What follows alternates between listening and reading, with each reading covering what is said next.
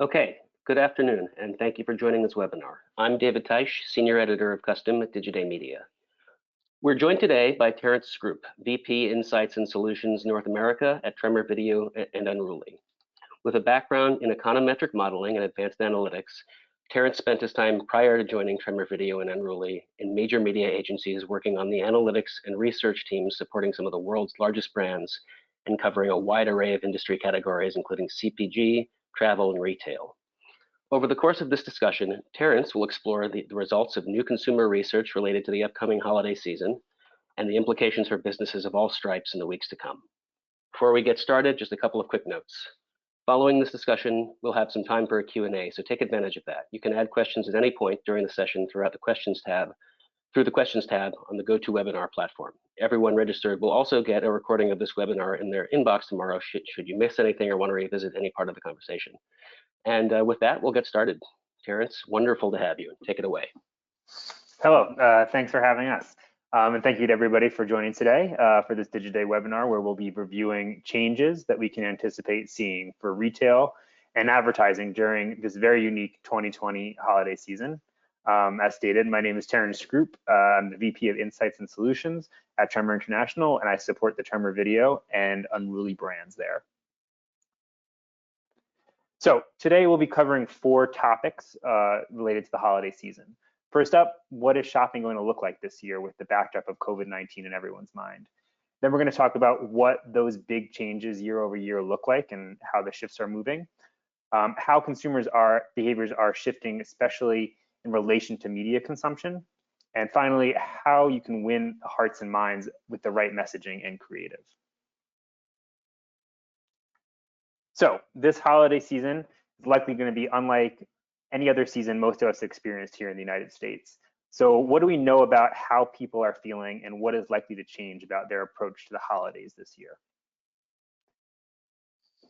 So despite the irregular life that 2020 has presented for nearly all of us, certain elements of life managed to remain fairly constant. And excitement for Christmas and the holiday season appears to be one of those aspects of life that might just have the power to transcend the influence of COVID. When we asked our panel about their level of excitement for the holiday season in 2020, 37% reported being somewhat or much more excited about the holidays this year. And when we include consumers who said they were equally as excited as they were previously, that number actually jumps up to 64%. So despite all of the hangups and issues that we've faced this year, Christmas does seem to still have that magical power on consumers, and we do see so many still excited and looking forward to the season that's approaching. And we're in the thick of the shopping season right now. We asked a set of questions related to when exactly consumers are shopping and how they're shifting their schedules year over year. And the majority of consumers were actually shopping at the same exact time this year that they were in 2019. And 50% of those consumers are actually planning to do the bulk of their shopping during this month in November. And the allure of Black Friday and Cyber Monday is no different this year than in previous years. So 23% of the total population that we talked to actually said they were planning to do a lot of their shopping during Black Friday and Cyber Monday. Now, what's interesting about all of this is that Cyber Monday might actually be the bigger draw than Black Friday this year. Holiday shopping in 2020 might just look different in general because of the issue of lockdowns and consumers' concerns about infection and COVID actually surging at this moment. So we see a major shift towards online retail options as the preferred approach this year, with nearly 3/4 of consumers planning to do at least half of their shopping online, and almost 80% plus doing at least some of shopping online. So there's definitely going to be a significant shift. Obviously, online shopping is nothing new, but the benefits of it are really coming true to a lot of consumers in 2020. Now, we also have to recognize the impact that COVID-19 in the US has on overall consumer habits related to what's going on outside. During the majority of this pandemic already, we've experienced it during the warmer months of the calendar. And as we enter the winter season and face colder temperatures across the majority of the country, our behaviors are going to adjust as well. When we asked this question of our panelists about how they were going to shift their behaviors going into the winter season, The backdrop of the gift giving season is driving this online shopping behavior up significantly, with 87% of our respondents saying that they are going to shop at least as much, if not much more, online this year. Socializing is also changing significantly, and socializing with family and friends virtually will also be up significantly, with 43% of consumers planning to do this somewhat or much more than they had previously. It's important to recognize also that this research was conducted in September, prior to the most recent surges of infection, and that could actually drive that number up even more significantly as consumers become more wary of socializing and even visiting family as we approach Thanksgiving. But the holiday season will see some consumers venturing out to shop in person. And when we asked and looked at the demographic information across age groups, it's actually older consumers that are more likely to shop in brick and mortar stores as opposed to online, but they are also doing a significant amount of their shopping online as well.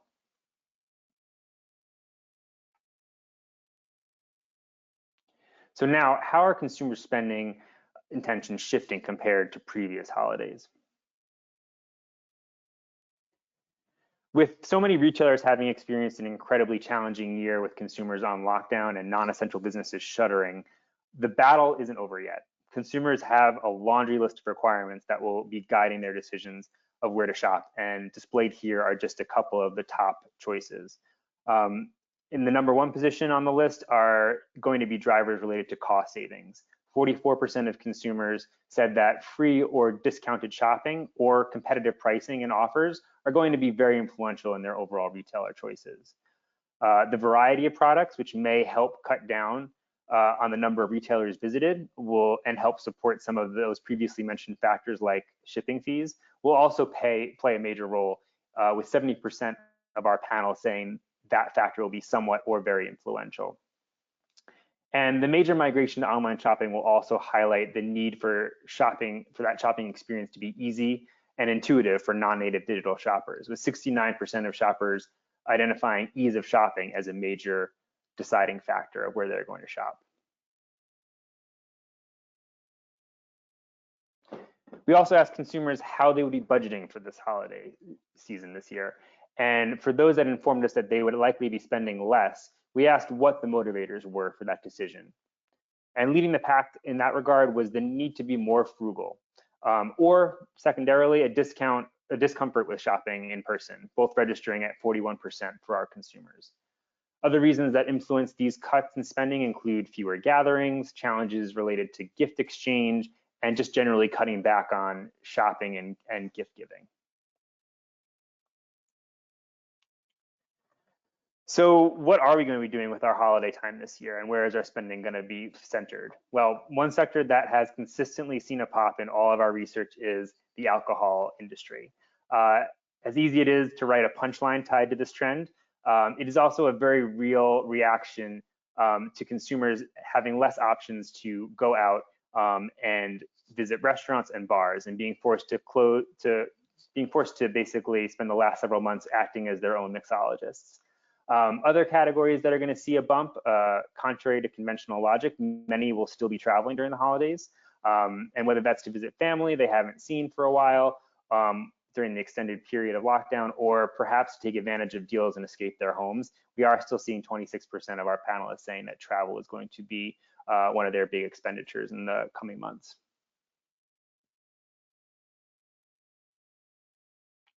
A couple other areas that are likely to see a boost, more specifically tied to that gift category.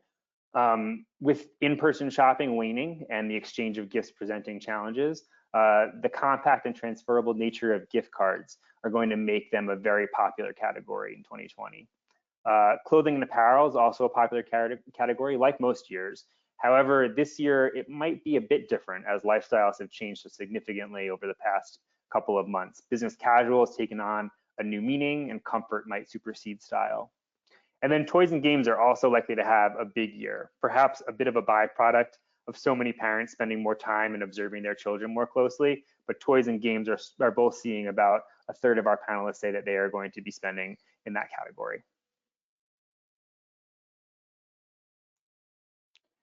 Now, what about the influence of advertising during this holiday season? Where are consumers turning, and what is likely to have the biggest influence on their decision making? While younger viewers are less likely to see a black and white distinction between CTV and linear TV, when pressed for specifics, they do derive different value from CTV and linear TV.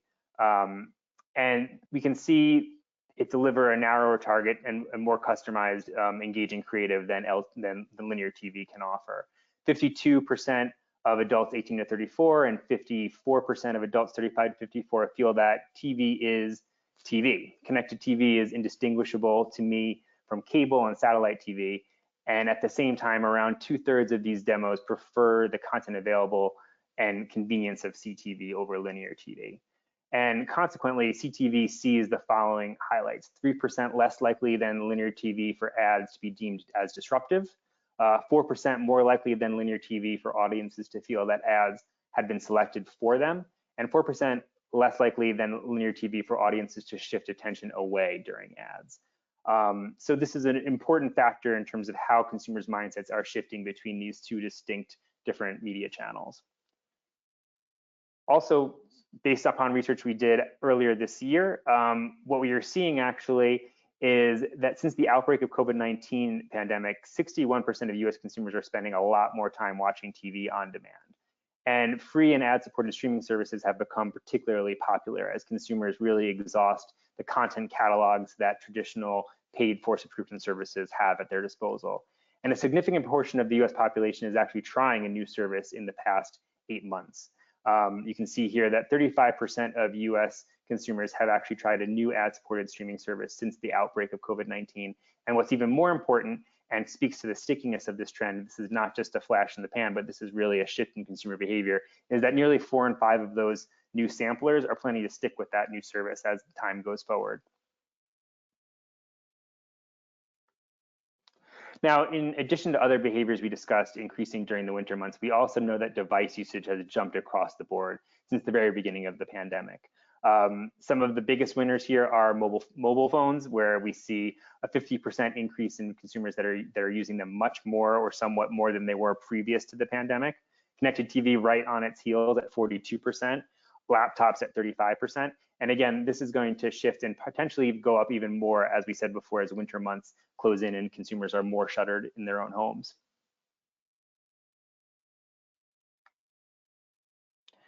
And the reason we're talking about this is that some of those media channels are exactly where consumers are reportedly deriving most of their holiday motivations. So 41% of consumers report that TV is having a notable influence on their holiday decisions, where they're shopping, what is inspiring them essentially, and 35% said the same of online video ads. So both really powerful channels as we talk to consumers during the holiday season in terms of shifting their behaviors and drawing their attention in. And US consumers are also much more likely, based upon our research, to take positive actions after being exposed to CTV ads across both brands of brand favorability and performance metrics.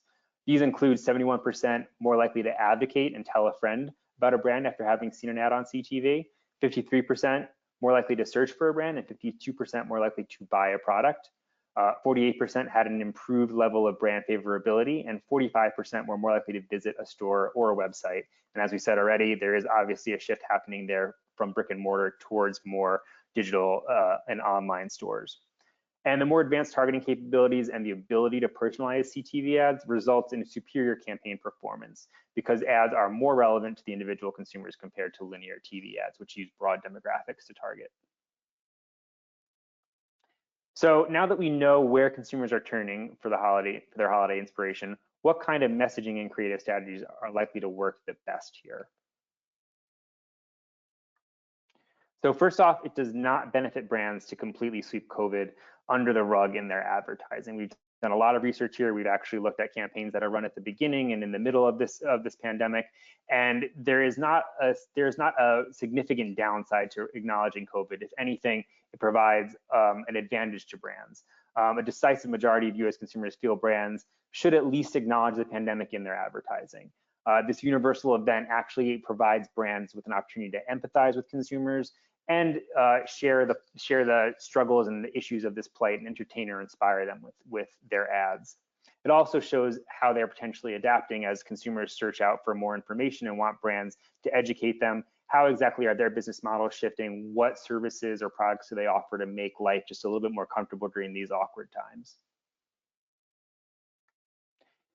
In fact, we tested a variety of ads that premiered earlier this year directly addressing COVID, and they universally met or exceeded that brand favorability benchmark, which you can see running across the right side of your screen. So really, like I said before, very little downside here, assuming that your creative execution is on par with consumer mindsets, and that you do show a degree of empathy and a kind of dial up the emotion here. Consumers can actually make a significant connection with the brand. We also have done extensive research with academics and scholars that even though it might seem like a bit more of a challenge to reach your consumers and drive them down your purchasing funnel because of some challenges with access to traditional retail channels, this is still a very important time to play the battle against your competitors and make sure that you are not ceding any market share to them. Consumers, as we said before, are more tuned in than ever across their devices. And so there is more opportunity to reach them, more opportunity to engage them. And so even if you are not driving them directly towards the cash register, at least you are doing brand building and you are making sure that you are staying top of mind with those consumers. Now, we also asked our panel about the emotions that they were seeking in advertising during the holiday season. And this is a very real question because we have to remember that even though it is short form, advertising is still a form of content and it can be seen as enjoyable and entertaining for consumers. And not surprisingly, some of the traditional hallmarks of this season, like happiness, warmth, and inspiration, were the top 3 choices that registered for the majority of our consumers. But more interesting, in my opinion, were some of the emotions that came into the 4th and 5th positions here. So you can see actually nostalgia in the 4th position, and then not on this chart, but in our more extensive list of data, knowledge or being informed was actually in the 5th position. So many consumers are looking to be reminded in that regard of brighter times and seasons past, which is why nostalgia potentially has so much potential there. And as I said before, gathering information is very important. It's a way to highlight your products. It's a way to contextualize them in terms of what's going on in the larger environment right now. So aside from these feel-good emotions, nostalgia and knowledge also have a very important role to play here in terms of drawing your consumer into your product set and showing them exactly what you have to offer them. Now, for those of you less familiar with Unruly, at least, I did want to clarify why we are talking about emotions, since this has been part of our heritage as a brand and an area that we have studied extensively for quite some times. We don't just study emotions for the sake of studying them. Learning the emotional impact is so important for a brand because it is a driver of sales. And wider research does confirm this. Nielsen's consumer neuroscience study found that ads with above average electroencephalogram, which is brain activity scores, delivered a 23% lift in sales volume. So definitely not an element of your advertising to overlook. Emotions are very, very important. We also want to talk to you a little bit about why CTV is so important and how our creative studio can actually enhance your creative offerings here. It is the largest screen in the household commonly, and supporting it with the digital measurement that we can provide through the CTV channel really provides opportunity for some significant dynamic potential here. One of the interesting winners of what's going on right now with COVID and consumers trying to avoid interaction and touch, et cetera. If anybody has actually gone out to a restaurant recently, I wouldn't be surprised if you did see a QR code come into play. Now, QR codes are not new, but I think we've all seen them kind of fail to launch for quite a while now. This might be that catalyst that finally kind of pushes them over the line there. And QR codes do make a lot of sense on the CTV screen because we do know that consumers are so frequently second screening with smartphones that can easily scan right now. That is becoming a more common and understood behavior. Viewers are getting nice and comfortable when they are in front of the CTV screen because it is that large screen in the TV household. And there's so much that you can do with QR codes in terms of design and leading to different avenues in terms of product pages, app installs, downloadable coupons, and calendar events. So really an untapped resource that we might see become much more commonplace, especially as this new way of living kind of extends even longer into the winter months. And then consumers have gotten used to online shopping from home. This is likely going to be a permanent shift, and it's going to permeate into other age demographic groups that perhaps were a bit more resistant or it was a bit more foreign to them. And you need to have the digital tools to facilitate these experiences, which is something that the Tremor Creative Studio can facilitate, and that we can work with existing creative to enhance and make that much more engagement possible for your consumers. And then finally, data triggers combined with these different types of creative variables do become a very useful and tactical approach for advertisers.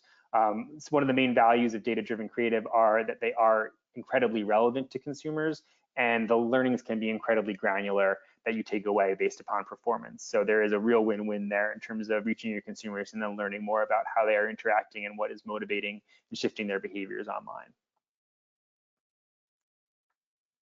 So just to kind of reiterate what we learned in this presentation today, so despite the disruption of COVID-19, US consumers are still looking forward to the holiday season, so we definitely don't want to see advertisers hold those budgets back. It is still a ripe opportunity to reach consumers and drive them to buy. Excuse me. Aside from discomfort with shopping, other motivators for shifts in spending include the need to be budget conscious. So when you do think about your promotions and you do think about inspiring your consumers to look to you as a real option, do keep that in mind that a lot of consumers are working with constricted pocketbooks this year. They have faced a lot of hardships, and so highlighting those benefits and kind of offering those to consumers can be a very winning strategy. And then when it comes to the holidays, CTV and mobile channels are highly influential for holiday shoppers. It's also where a lot of consumers are just naturally gravitating towards. So it's not hard to find your audience there. They've already raised their hand and said that's where they're going to be. And so in that regard, there's a lot of great opportunities, and we have excellent inventory at Tremor and Unruly that we can use to facilitate your campaigns across those channels. And with that, we also wanted to just highlight that when you're considering holiday ads, consumers are searching for many of the same signature emotions associated with the holiday season. So don't steer away from those. They are, in some sense, a degree of normalcy that consumers are seeking out. So it is a strong strategy in that regard. And then, as I said in the very end of this presentation, dynamically adapting and changing your messaging for creative can be very influential in terms of drawing consumers in and giving them more avenues in terms of engaging with your brand and your products. So definitely take full advantage of that. And we'll shift to Q&A now. Terence, thank you so much for that presentation. And as a reminder to everybody listening, you'll get a recording of this tomorrow if you need to listen back or if you missed anything. So we've got some time for questions now, and again, you can submit these via the questions tab on the platform. But we'll start with this one. Terence, what types of measurement and attribution strategies can be implemented with CTV advertising? Yep, quite a few options in this regard, and we have quite a menu that we can offer to our clients and partners in this regard. The first up is foot traffic attribution, so understanding the campaign impact in terms of driving consumers in store to visit those brick and mortar locations. As I said before, even though there is a shift to online, not all consumers are going to be doing that, and not all offerings and services really do cater to an online experience. So it is still really valuable to look at foot traffic attribution as a meaningful measure when you're thinking about your campaigns. Brand lift studies, so just to ensure the maximum return on your investment and measure campaign impact with a brand lift study, we work with a whole host of different providers in this regard that have different elements that we can bring to bear for your campaign and make sure that it is customized and working towards your measurement goals. And then CTV audience reach measurement, which helps us understand the demographic reach of your CTV campaign with audience reach measurement study. So a lot of options there, and we can always have a conversation with you or your clients about other customizations that you might need to take into account for your measurement approach. Another question we have here, how do you ensure that your holiday ad appears alongside relevant content? Yep, great question, and something that is super applicable to the vast majority of the campaigns that we run. So contextual targeting is really a key element to ensure that your ad is placed on web pages based upon the content of those pages. So contextual targeting on an ad network involves segmenting ads based on parameters like keywords and website topics. So if you do have a specific industry or vertical alignment that you want, or if there is specific content that you want to conquest, we can make sure that we enable your campaign to do exactly that. Interesting. So another question we have here, is CTV a good platform as we're moving away from cookies? Yeah, definitely a hot topic here, as the cookie apocalypse, or whatever you want to call it, whatever the buzz term is for it right now. CTV and mobile environments are actually really well suited for this change, which is coming. Because they're largely cookie free to begin with, they're inherently less susceptible to the challenges that are introduced by cookie depreciation. So leaving CTV as an optimal platform essentially to deliver against your audiences at scale. So there are some real opportunities in that regard, and other ways that we can enhance and make sure that we are finding that right audience for you that we'd love to talk to you about. Time for a couple more questions. So we understand, here's one. We understand that a lot of people are shifting to connected TV, but what is the best approach to ensure that you're reaching both connected TV and LTV viewers? Yeah, I think that is an important distinction to be made, because the audiences can be somewhat distinct, and there is a significant incremental opportunity across TV. So brands can use incremental lift strategies on platforms such as CTV or an OTT approach to help them reach a sizable number of viewers who would not be reached by traditional linear TV advertising. And then incremental lift strategies also allow brands to reach most of the consumers in their desired demo, while not turning those consumers off by hitting them with the same messaging on multiple platforms over and over again. So they can be really different experiences for consumers, which allow for an opportunity to kind of enhance the experience and provide new information. So one last question. Since the majority of consumers are neutral as to whether brands should acknowledge COVID-19, do you find that the advertisers you work with lean more towards COVID or non-COVID related ads? And are there any specific campaigns that you can highlight? Yeah, absolutely. So I think one thing that we didn't talk about much in this presentation is the content testing opportunities that Unruly has built over the years, which combine both survey-based panels to analyze and review the content, as well as biometric data that we partner with Affectiva to do facial traces with. So we can actually study what the influence is of having kind of a COVID-related message in your ad, and kind of help assure brands that their messaging is on point and not offending or causing any kind of issues in the consumer's mindset. So I think that's one opportunity in that regard. Earlier in this deck, we actually did talk about a couple of the ads that we tested at the very beginning of the outbreak, and how they performed, and how the vast majority of them actually met or exceeded brand favorability levels. There are quite a few really interesting and good ones there. One of the things that was funny, and I'm sure a lot of us in the industry actually saw this, was that since there was a real rush to get a message out there and for brands to empathize with kind of the plight and issue that consumers are feeling, a lot of the ads actually kind of felt very similar. There was almost like a standard audio track, kind of an instrumental downbeat track that was playing in the background of most of them, and a lot of similar imagery. So a couple of them stood out from that kind of sea of sameness in that regard. I think one that stands out in my memory that I thought was really good was one that Oreo did, where it kind of had the feel of a lot of user-generated content, just families obviously cooped up, but finding different ways to entertain themselves and have a good time and goof off. So it had a lot of those elements we talked about, those emotions that really do play well. It was certainly warm, and there was a happiness factor there, but it also in a weird way was inspiring, because it kind of gave maybe those parents that were struggling, stuck at home with their kids, a couple of ideas in terms of how to entertain them. So it was definitely a different approach than the vast majority of the ads, which kind of were just kind of these sad kind of swan stories about how we're all in this together and we're struggling, etc. Oreo kind of took that. They didn't ignore that fact, but they spun it in a really fun and entertaining way for their brands.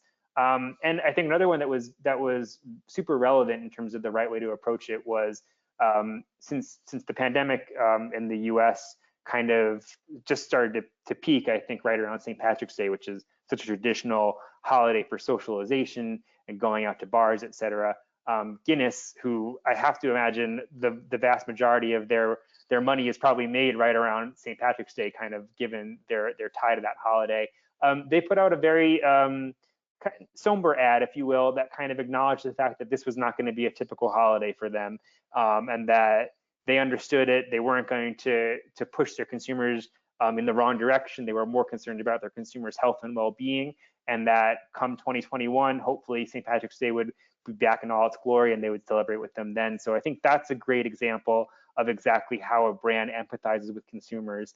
It acknowledges the challenges that we're all facing. It doesn't want them to go out of their way or put anybody in harm's way. They just want to kind of find an alternative way of celebrating and acknowledging that that's just the new normal in terms of how we live.